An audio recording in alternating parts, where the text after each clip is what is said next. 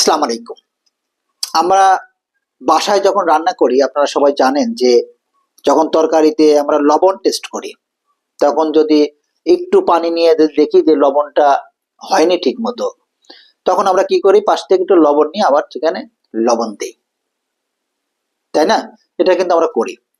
তারপরে আলহামদুলিল্লাহ লবণ ঠিকঠাক মতো হয় আর কি। এটা কি হয়, মানে স্বল্প সময়ের মধ্যে আমরা এই কাজটা করতে পারি।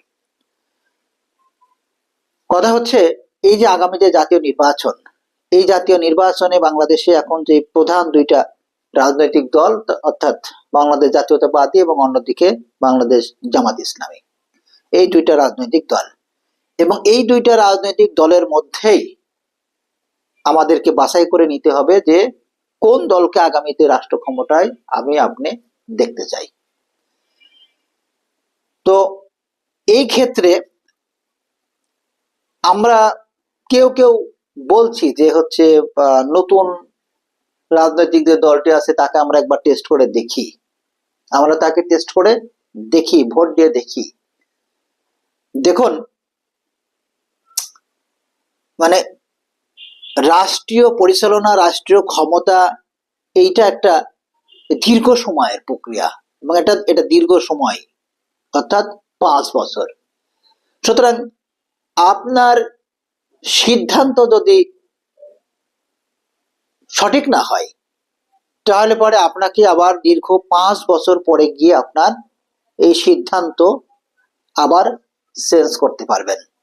অর্থাৎ আপনার মাঝখানের যে লম্বা সময়, অর্থাৎ 5টা বছর, আপনি ইচ্ছা করলেই ওই যে প্রথমে যেটা বললাম যে টেস্ট করলেন, দেখলেন লবণ হয়েছে কিনা, হয় নাই, আপনি লবণ একটু দিয়ে দিলেন, তারপর ঠিক হয়ে গেল। কিন্তু এই ক্ষেত্রে আপনি আপনার সিদ্ধান্তটা এখন যেটা নিলেন সেটা যদি সঠিক না হয় তাহলে আপনাকে 5টা বছরই কিন্তু পস্তাতে হবে। আপনি মন চাইলেও আবার আপনার ভোট দিয়ে আবার এটাকে পরিবর্তন করলেন, পারবেন না, তার দীর্ঘ 5 বছর। এখন কথা হচ্ছে বাংলাদেশে এখন যে পরিস্থিতি, সেই পরিস্থিতিতে একটা দুর্বল সরকারের পরিবর্তে একটা শক্তিশালী সবল একটা সরকার প্রয়োজন। কারণটা হচ্ছে বাংলাদেশের যে অভ্যন্তরীণ নানা ইস্যু, ভূ রাজনৈতিক নানা ইস্যু এবং ফ্যাসিস্ট আওয়ামী লীগ সরকারের উৎপেতে চেয়ে থাকা, এই সব কিছুকেই মোকাবেলা করার জন্য একটা শক্তিশালী সবল সরকার নিশ্চিতভাবে দরকার।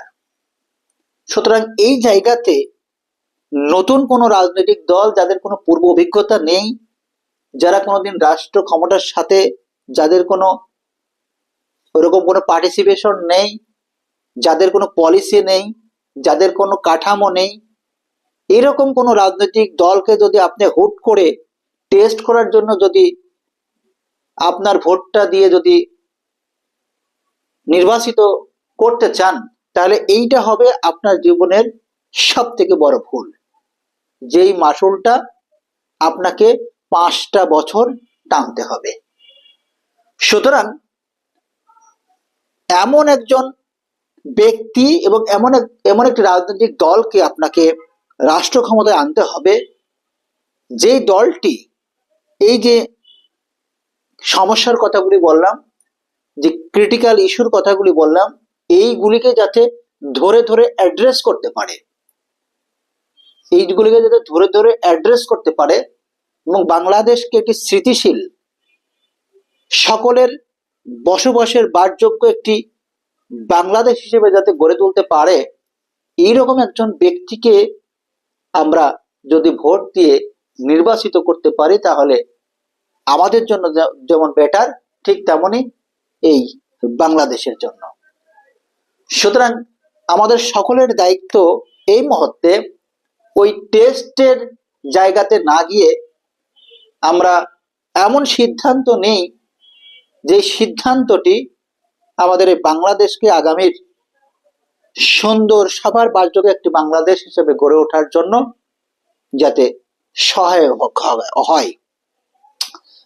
অন্যদিকে দেখুন, বাংলাদেশে এই মুহূর্তে রাজনৈতিক মাঠে নানা কথা চলছে। সেই জায়গায় নিশ্চিতভাবে আপনারা দেখছেন এমন একটি রাজনৈতিক দলের প্রধান রয়েছেন যিনি তার নানা পরিকল্পনা, তার নানা প্ল্যানিং, তিনি বহু বছর ধরে বাংলাদেশকে নিয়ে কি করতে চান তিনি শেয়ার করে যাচ্ছেন। বহু দিন আগেই ওই রাজনৈতিক দলের প্রধান রাষ্ট্র কাঠামোর 31 দফা প্রণয়ন করেছেন বাংলাদেশের মানুষের জন্য। এখনো তিনি তার যে উই হ্যাভ এ প্ল্যান বা আই হ্যাভ এ প্ল্যান, সেই প্ল্যানের নানা কথা তিনি বলে যাচ্ছেন, আমাদেরকে শোনাচ্ছেন এবং তিনি বলে যাচ্ছেন যে তিনি যদি নির্বাচিত হন তাহলে এই এই এই এই তিনি করবেন। সুতরাং আমরা সেই দলের প্রধানের উপরে আমরা পুরোপুরিভাবে বিশ্বাস রাখতে পারি। কারণটা হচ্ছে নিশ্চয় তার সম্পর্কে আপনি জেনে দেখবেন এবং তিনি যে বাংলাদেশে এই সময়ের মধ্যে তিনি অবস্থান করছেন এবং তিনি বাইরে যখন ছিলেন কিভাবে তিনি গিয়েছেন এবং সেখানে থেকেও বাংলাদেশ নিয়ে তিনি কি পরিকল্পনা করেছেন, কি কি করেছেন, এবং একটি ফ্যাসিস্ট পতিত সরকার তাদের পুরো পরিবারের উপর স্টিমরোলার চালানোর পরেও যারা কিভাবে দেশটাকে গুছানোর জন্য কাজ করে যাচ্ছেন, এই সব কিছুকে যদি আপনি খেয়াল করে দেখেন তাহলে আমরা তার উপরে পুরোপুরি বিশ্বাস রাখতে পারি। সুতরাং সব শেষে যেটা বলবো সেটা হচ্ছে যে আগামীর জাতীয় নির্বাচনে এমন একজন ব্যক্তি, এমন একজন রাজনৈতিক দলের হাতে আমরা ক্ষমতা অর্পণ করি যিনি দুর্বল সরকারের পরিবর্তে একজন সবল শক্তিশালী সরকার হিসেবে প্রতিষ্ঠিত হবেন। সবাইকে ধন্যবাদ জানিয়ে শেষ করছি। আসসালামু আলাইকুম ওয়া রাহমাতুল্লাহি ওয়া বারাকাতুহু।